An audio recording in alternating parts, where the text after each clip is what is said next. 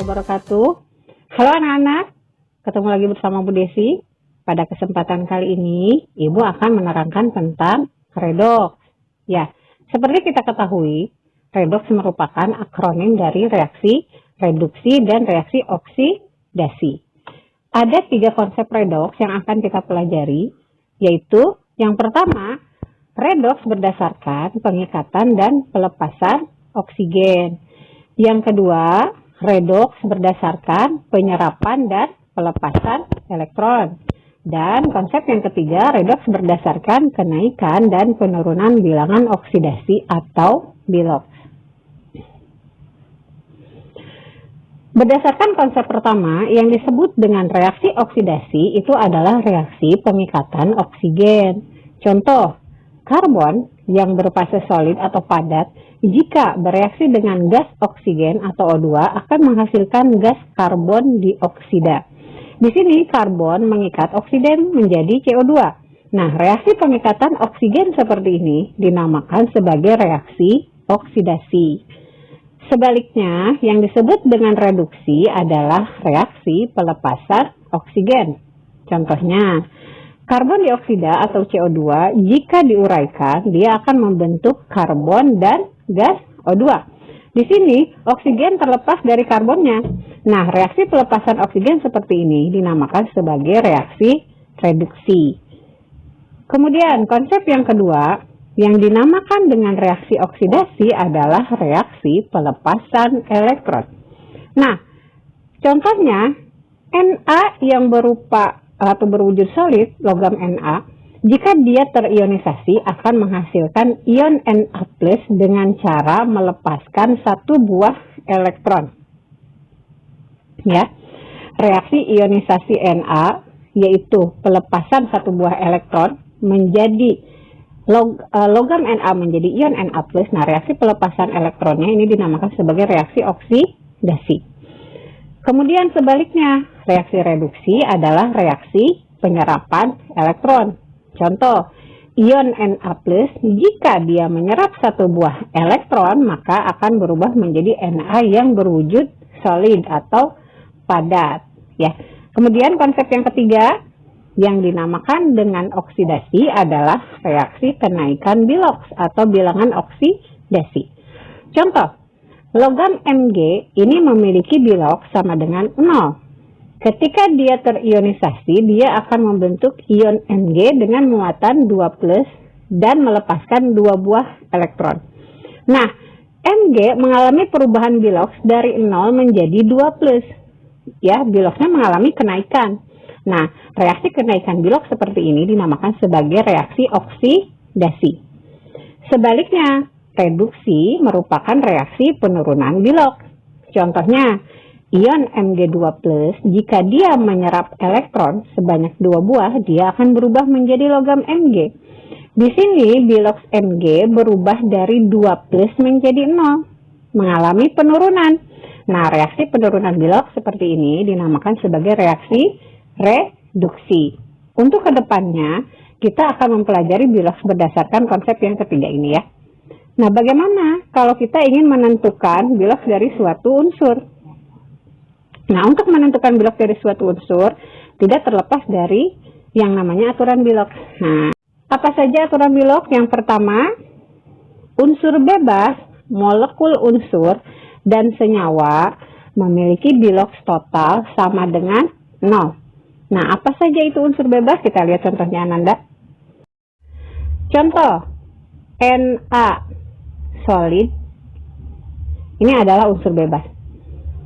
Yang memiliki, karena dia unsur bebas, maka dia memiliki biloks sama dengan 0. Kemudian, Mg solid, dia juga unsur bebas, ini memiliki biloks sama dengan 0. Atau misalkan ada lagi, Fe, besi ya, logam besi, ini memiliki biloks sama dengan 0. Ini unsur bebasnya.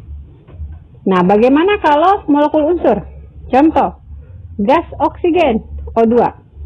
O2 adalah molekul unsur. Ini termasuk unsur bebas, biloksnya akan sama dengan 0. Kemudian, gas hidrogen atau H2. Ini juga unsur bebas, akan memiliki biloks sama dengan 0. Kemudian, N2 atau gas nitrogen, ini juga unsur bebas akan memiliki bilok sama dengan 0. Nah, apa saja yang termasuk senyawa? Misalkan H2O, ini senyawa nih. Senyawa, total biloknya ini adalah 0. Ada lagi contoh senyawa? Ya, misalnya NaCl. Nah, ini juga senyawa, total biloknya adalah 0. Ada lagi misalkan HCl. Nah, ini juga senyawa, total biloknya adalah 0. Ini aturan bilok tadi yang pertama ya. Kita lihat lagi aturan yang kedua. Aturan yang kedua, hidrogen dalam senyawa biloknya sama dengan positif 1, kecuali hidrida. Nah, apa yang dimaksud dengan hidrida? Hidrida akan terbentuk jika hidrogen berikatan dengan logam. Misalnya, natrium hidrida. Nah, di sini hidrida akan memiliki bilok sama dengan -1. Ya, kita lihat contohnya. Tadi NaH ya. Nah, di sini NaH adalah suatu molekul senyawa. Nah, tadi kita sudah pelajari ya, senyawa bilok totalnya adalah 0. Sementara di sini hidrogen, karena dia berikatan dengan logam, dia akan memiliki bilok negatif 1. Nah, berapa bilok Na? Nanti kita lihat. Nah ya, Na ditambah 1 buah H, ini totalnya 0. Kalau H-nya adalah -1, maka bilok Na ditambah -1 harus sama dengan 0. Berarti berapa bilok Na-nya? Ya, bilok Na-nya adalah positif 1. Ini contoh menentukan bilok suatu unsur ya. Kita kembali lagi ke aturan bilok. Aturan bilok yang ketiga. Oksigen dalam senyawa biloknya adalah negatif 2. Kecuali peroksida, misalnya H2O2, ini hidrogen peroksida, biloknya negatif 1. Dan superoksida, misalnya NaO2, biloknya adalah negatif 1/2. Ya, kita lihat lagi contohnya. H2O2.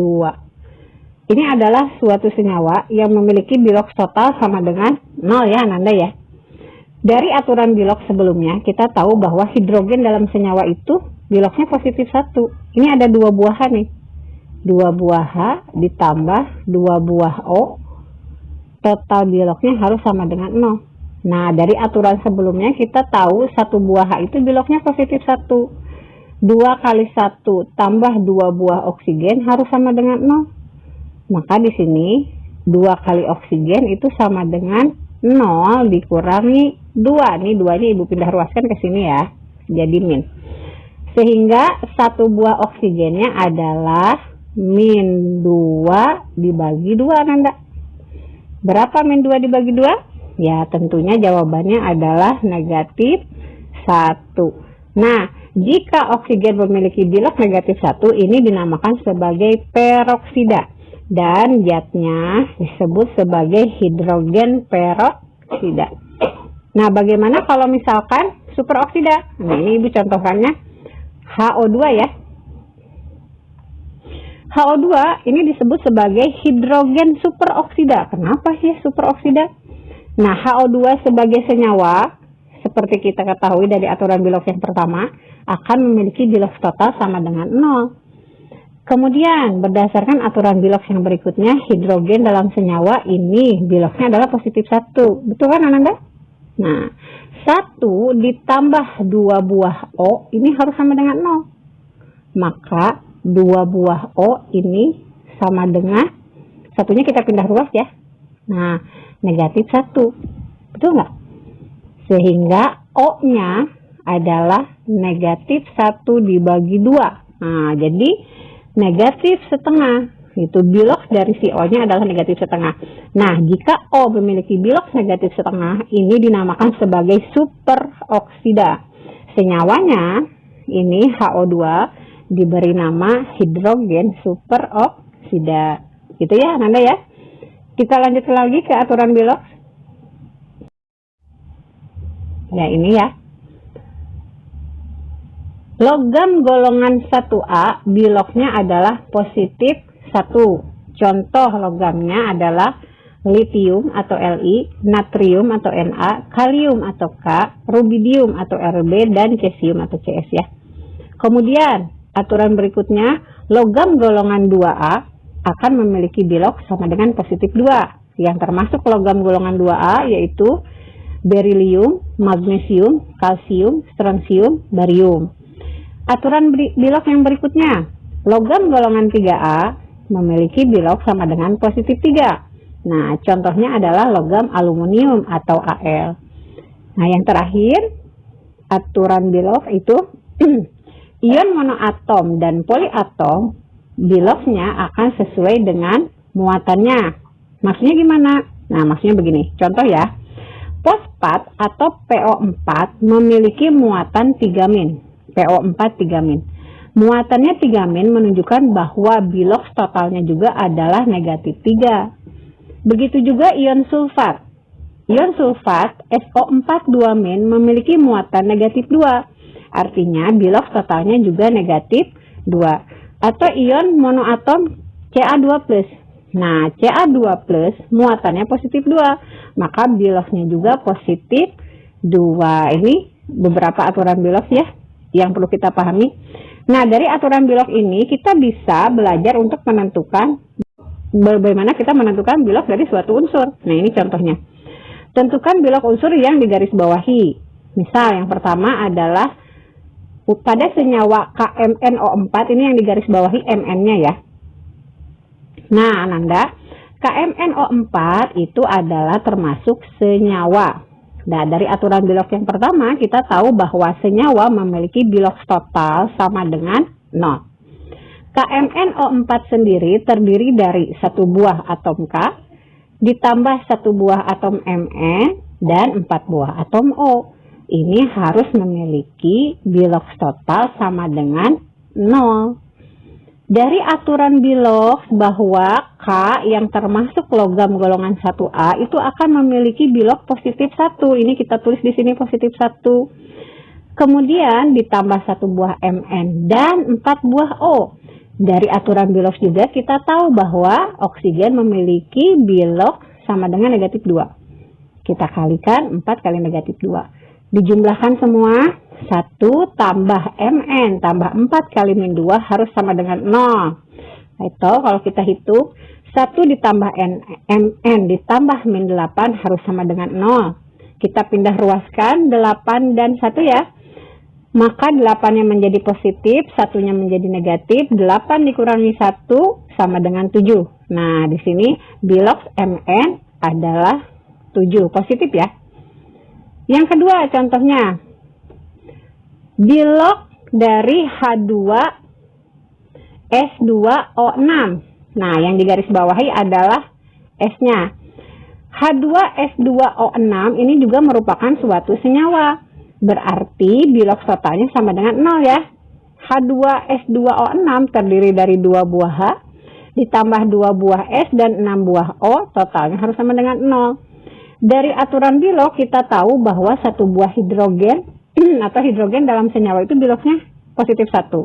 Karena di sini ada 2 buah H, maka bilok totalnya 2 kali 1. Ditambah 2S, ditambah 6 kali negatif 2. Dari mana negatif 2? Ya, dari aturan bilok ya, bahwa satu buah oksigen dalam senyawa biloknya adalah negatif 2. Nah, karena ini oksigennya ada 6, maka kita kalikan 6. Ya, jadi 2 kali 1 ditambah 2S ditambah 6 kali negatif 2 totalnya harus sama dengan 0. Nah, di sini kita pindah ruaskan. 6 kali min 2 kan min 12. Kalau pindah ruas jadi positif 12. 2 kali 1 kan 2. Kalau pindah ruas jadi negatif 2. Maka 2S sama dengan 12 dikurangi 2 sama dengan 10 ya. Nah, S-nya sendiri 10 dibagi 2 yaitu sama dengan 5. Maka di sini bisa kita temukan ya bahwa bilok S itu adalah positif 5. Nah, demikian Ananda cara untuk menentukan bilok dari suatu unsur berdasarkan aturan bilok. Nah, silahkan Ananda mencari latihan dari soal-soal lain ya, bagaimana cara untuk menentukan bilok suatu unsur. Terima kasih. Assalamualaikum warahmatullahi wabarakatuh.